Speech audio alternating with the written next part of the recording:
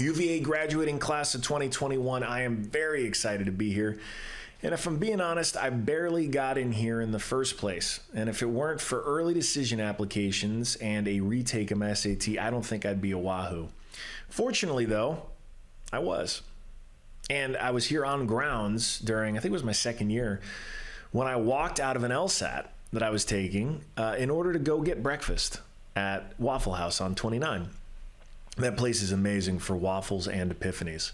You see, because while I was there in booth 19, I decided I probably shouldn't be a lawyer if I walked out of the LSAT, and instead, I should start a startup. So if it weren't for being hungry, I don't think I'd have ever started Reddit and wouldn't be here either. But luckily, 16 years ago, I was right where you are, hungover and waiting for a graduation speaker to get their commencement speech over with.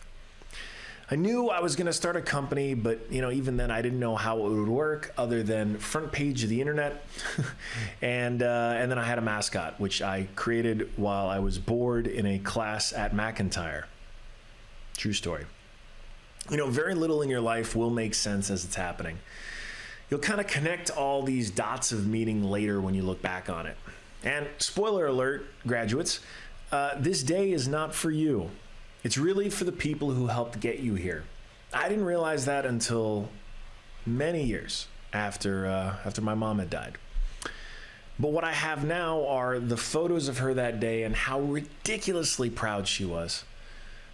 She had given up a career to overstay her work visa here in America because of love.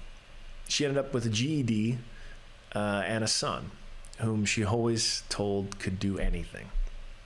And she was so proud, you would have thought she was the one graduating here 16 years ago. I never could have guessed that she would have been diagnosed with terminal brain cancer just a few months into starting Reddit. But all of the very best parts of me and any of the good things that I've contributed to Reddit or anything, really, they're thanks to her.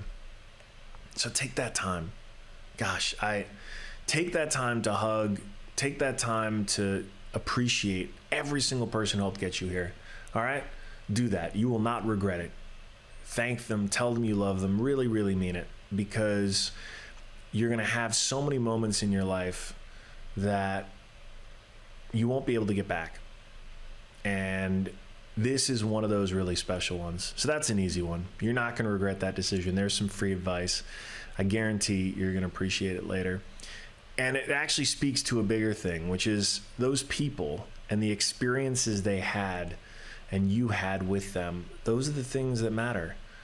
And I got to learn this firsthand as a 21-year-old because my mom was faced with, a limited window. She knew how many years she had left, and those are the things that people care about when they face that end. So please invest in people and experiences. And, not a lot of people realize this. Actually, I don't think I've told anyone this. The Reddit alien started having these little doodles in the top corner.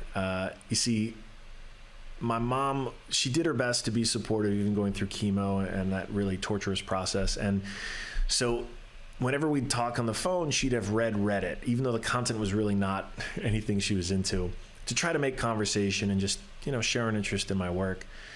So I wanted to make it a little easier on her. So I started drawing a fun doodle every morning in the logo. So like this little canvas of 120 by 40 pixels.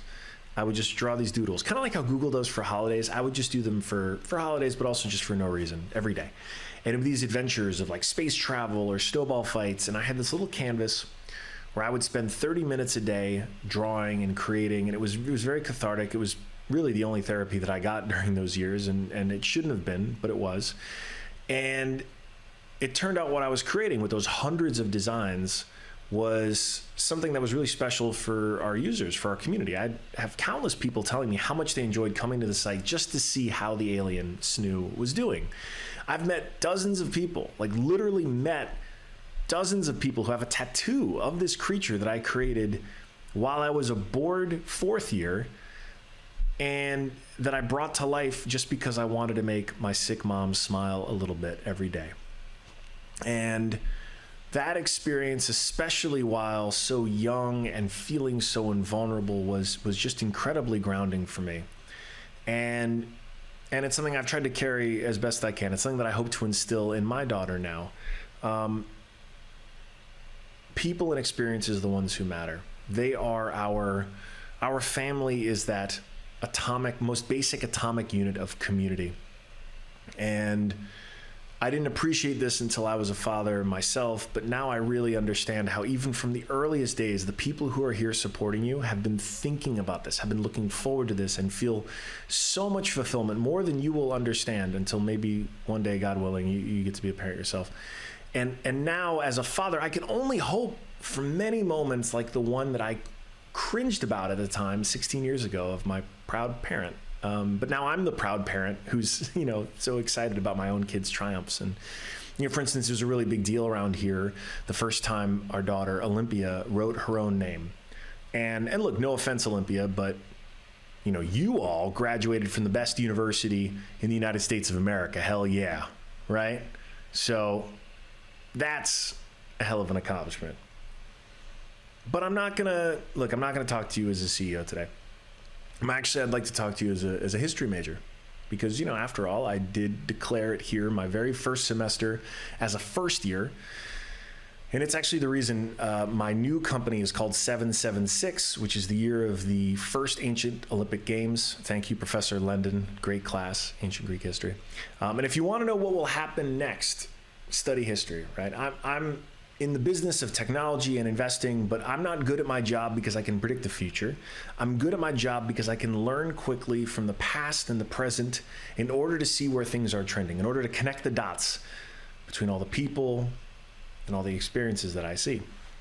And there have been two major cultural transformations in Western civilization, and both of them followed global pandemics.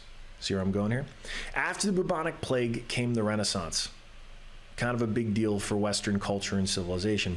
Then after the Spanish flu came the Roaring 20s. Radical cultural changes happened in America. Mass media, all kinds of things were being revolutionized. And then the party ended with the Great Depression, which helped Hitler convince Germans, and far too many Americans than we'd like to admit, that National Socialism was the solution. Remember, humans did that, all the good and all the bad. Let's learn from both so that we can do more good. And so if there's one thing I'd like to instill in all of you, it's that no one is perfect. I'm not perfect. Sorry to say, neither are you. But that's great. So we shouldn't lionize individuals or man-made institutions, because like the people that created them, they are all inherently flawed. Now, rainbows, they're perfect, especially double rainbows. We should continue to be in awe of rainbows. My daughter is really into rainbows right now. But everything else, a very imperfect human made that. And that's okay. Because that means another imperfect human like you has the power to make it better or replace it entirely. The sooner you start looking at the world this way, the sooner you will be in a position to radically change things, to improve things, to build better systems. Critically looking at things and criticizing them is a part of the process, but don't let that be where it ends. Start building better systems and use those observations to inform how you do it.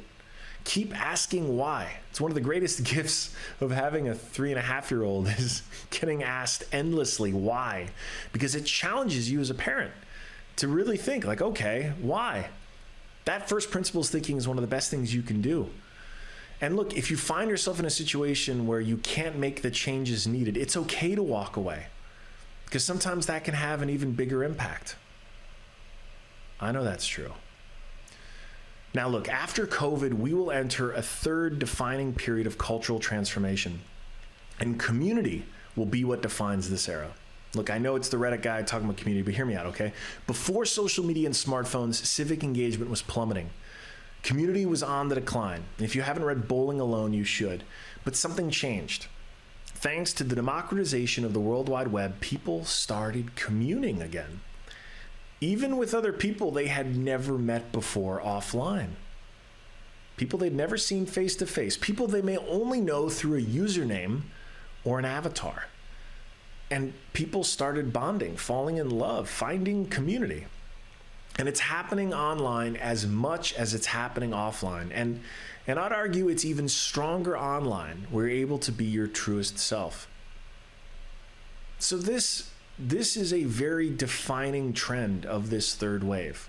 And I encourage you all to serve as the architects of this next period in our collective history. Okay, as someone who was at the forefront of building digital communities, I am intimately aware of the improvements that need to be made. And I feel a deep responsibility to your generation that we continue to pursue them. We have to do better. It is crucial we get this right. Because when the crash comes, and it will, we need to have a strong enough community, a strong enough nation to withstand it. History has shown us everything is trending toward a more fractured and tribal world right now.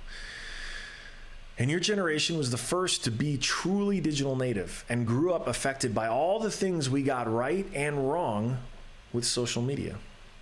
Yeah, it's complicated. But you all have perspective that I will never have. And you have a full life ahead of you. Please don't squander it. We have such an amazing opportunity. This third cultural shift, this third renaissance it's happening. Technology like the World Wide Web has enabled it. The framework is there. Probably is going to have something to do with crypto. But most importantly, we have a responsibility to do better, to be better, and to build these experiences that support the people who make our lives everything it is worth living. That's my hope. I hope all of you know everything is made up, except for the rainbows. Everything is made up. And that should be some of the most empowering and exciting news that you hear. Because there are a few universal truths, those people and those experiences. And there is going to be an amazing time over the next 10, 15, 20 years as we see what happens with this new technology, with the power of community, to hopefully create a lot more good. And I don't see any other path forward. We have to figure it out. We have to make it better for my daughter, for her entire generation, for all of us to be able to not just survive, but thrive together as a community, accepting the fact that we are all deeply flawed, but working to bring about the very best in each and every one of us. So thank you, really, from the bottom of my heart. UVA, I'm so grateful. I wish I could be here or there to do it in person, but thank you for giving this opportunity, and congratulations to UVA's graduating class of 2021. Well, Olympia, thank you for dressing up for this. Thank you. You look very nice. Yeah. So all the people Papa's talking to went to his university, the University of Virginia, the best university. Oh. One of the things that we say at UVA is wahoo wah. Can you give me a big wahoo wah? Wah wah. Let's try that again. Hold on. Wahoo wah. Wahoo wah. Hey, there we go, baby girl. Papa's so proud of you. Thank you for helping me with my commencement speech. Congratulations, class of 2021. You did it.